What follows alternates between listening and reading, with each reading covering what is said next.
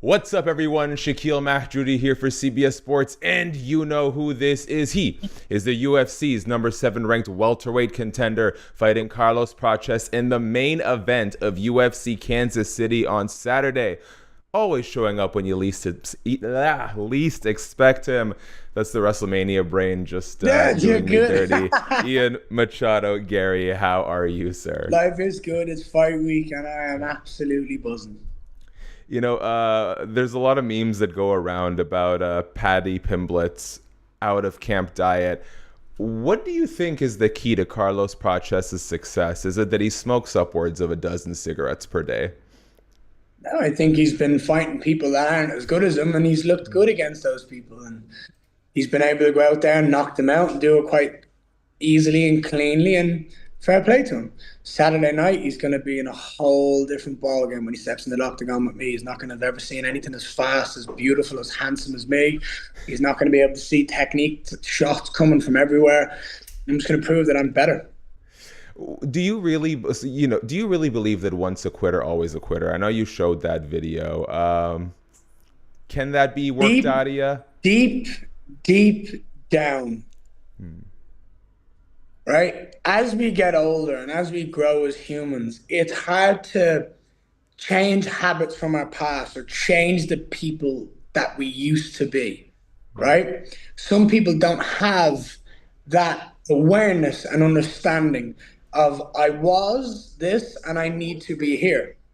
So when the going gets tough, he quits. And I've not seen anyone put him in that position where the going's got tough.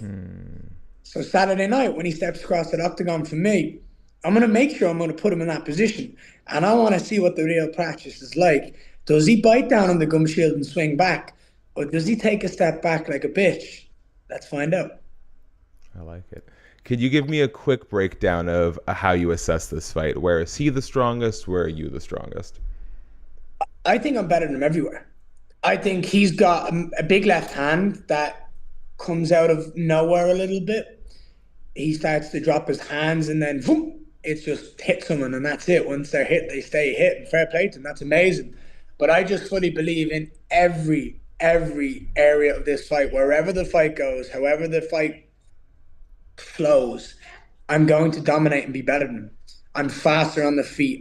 I definitely believe this. I might not have shown it, but I know this. I promise you I hit harder than that, man. So if he wants to stand and bang, let's find out. Do you think he'll give you his CPF card if you win on Saturday? I don't think he'll give it to me. I think I'll take it. Okay. Just have to get all the tattoos that match and stuff and walk around Muay Thai on my chest. There's been so much like hype and intrigue around the success of the fighting nerds. When you look at guys like Prates, Jean Silva, Caio Borralho, is there a through line that you see that sort of led them to where they are right now? I just think they're all great. Like I think Prates is the worst of the four. Okay. And I think Hoofy is the best. Ooh, I like that. I think the way Hoofy moves is phenomenal. Like the way, just the flow and the movement, it's just beautiful to watch. And then like I think you look at someone like Caio, who just everywhere is talented. Beat you on the feet, he can beat you on the ground. He's phenomenal jiu-jitsu. He's an absolute fridge of a man. Do you know what I mean? Like, and then John, sorry, I'll correct which, I don't know which one it is. I'll make sure. For me, I would think it would be Jean. But Silva is a dog, like literally a dog. I know he was barking last week, but that man just knows how to fight. And I think I love watching their guys fight. I think they have a great energy in the octagon. I think they have a great confidence. And you see that. I think that matters. Okay.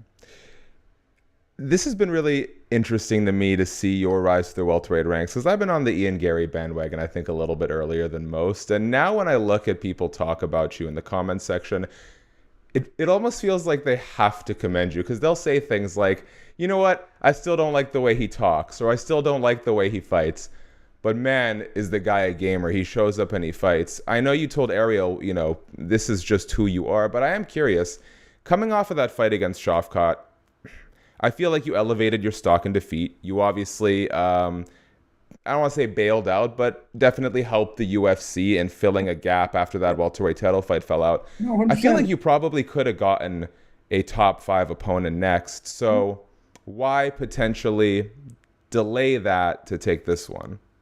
I 100% could have got a top five opponent. I could have been fighting anyone I wanted. But I said I didn't want to fight till June. I said I didn't want to fight till International Fight Week. But when someone calls me and says, "Hey, Ian, do you want to fight?" There's only one answer that comes out of my mouth, and the word is yes. Um, and when it's against someone like Prates and the UFC are hiring him, and you see the way Dana speaks about him, and you see the way the world is kind of viewing him to be this next kind of assassin, I think this is a perfect example to go out there and prove that I'm still the best prospect in this division, that I am young, talented, handsome. I'm as good as it gets when it comes to the welterweight division. I finished the fight with Shavkat after 25 minutes. I don't think there's very many people in the world who can say that Shavkat's the more dangerous fighter after that fight. He might have won, but I don't believe he's more dangerous.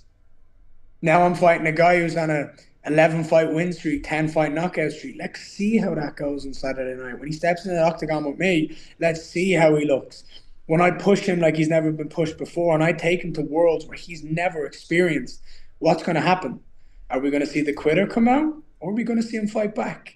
Either way, my hand gets raised. What do you make of the welterweight division right now? I It love seems it. like good. Yeah. I love it. It's finally fucking moving again. It's finally moving. We're getting like out with the old and in with the new. We're getting rid of these people that are just trying to stay relevant, like Kamaru and Kobe, just trying to maintain relevancy by just talking on podcasts and trying to slag off Paddy Pimblett. Like this is what, like that's all they are now. They don't want to fight. They're not fighters anymore. They're done. And you've got people like Leon and I fucking hate to say this, but Gilbert, who just haven't had the best run lately. And you've got these young, hungry killers coming up in the likes of me, Prates, Moraes, Sean Brady, Shavkat, Jack, and you're just seeing what the welterweight division's turning into for the next decade because these guys, they're going to be around for a long time. They're all talented everywhere. Thoughts on Makhachev possibly joining the fray? I don't know about jumping the queue considering his status, but He can jump the queue if he wants to. absolutely. He's Islam Makhachev. He's the pound for pound number one. You got to give respect where respect is due. And if that man turns up and says, "I want to be next," then I think everyone in the welterweight division goes, "Okay." And I think if you try argue that, then you don't have respect for the greatest in the world. I think he's an absolute disaster for everyone in the division if he comes up and doesn't have to cut weight. He'll still be big. He'll still be strong. He's the perfect example of the new evolution of fighters. Great everywhere. You look at Khabib, and Khabib was just dominant at grappling. Islam's the exact same. Probably more clean when it comes to his grappling. Not the same dog pressure that Khabib has. And when you look at Islam on the feet, I mean, dude, he can crack. So I think he makes the welterweight division even more fun. And and I have nothing but respect for the man. But I'm someone who wants to test myself against the best in the world, and I would love to test myself against him. What's going on under the right eye there? I got a scratch. I got a scratch the other day from sparring, yeah. Someone not clipped their nails? It It is what it is. It happens. happens. I'm sure you got asked this a million times. I apologize for doing it again. Could I get a quick 315 prediction, Bilal versus JDM? I think both guys are very good at what they do, but I think stylistically the way Bilal fights just suits this fight as tailor-made for him. I think Jack has to get going early and have success early to try have any hope of getting his hand raised. And I think every minute that goes by, it puts Bilal in a better position because he just is a workhorse. He's a grinder. He will grab a hold of you. He will be in your grill. He will make it ugly. He will slam you. He will just constantly be there. And I've watched Jack get ragdolled by people that aren't as good as Bilal. And Bilal is one of the best in the world at playing the game Bilal does. And I think stylistically he gets his hand raised. And I think he gets a finish. in the later rounds. I think if Jack can survive till 3 or 4, I think that's when the finish will come. Last question, I'll let you go here, Ian. What's the greatest life lesson you've learned from Rick and Morty? Fuck. I was in Walmart the other day. I seen some Rick and Morty pajamas. I was so close to buying them. Why not? I was like, oh, that's a good question. What is the greatest life lesson I've learned watching Rick and Morty?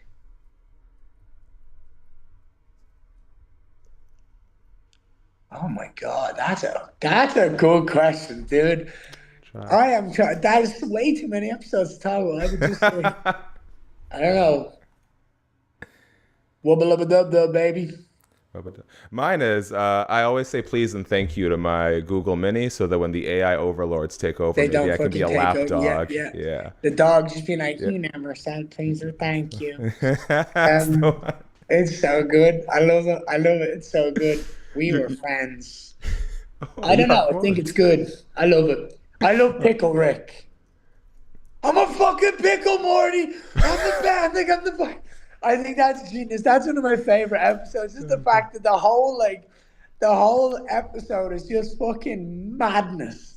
He's just like Pickle falls down a drain and he's like, right, I have to somehow come up with a way to get myself back, and just starts killing rats and shit. I'm like, this is just. I just want to know what the hell those guys were on to write that, because it's unbelievable. I know who was at the front of the line when McDonald's released their Rick and Morty sauce collaborations. Ian, I'm going to give you the last word. If there's anything you want to tell the people, the floor is yours, man. Anyone who is debating whether you should stay up and watch April 26th, the main event, Kansas City, I'm going to tell you now, you are going to see one of the greatest performances that a welterweight fighter has ever put on. Ian Machado Garry is one of the greatest this sport has ever seen, and it's up to me to go out there and give you all the show that you want to see.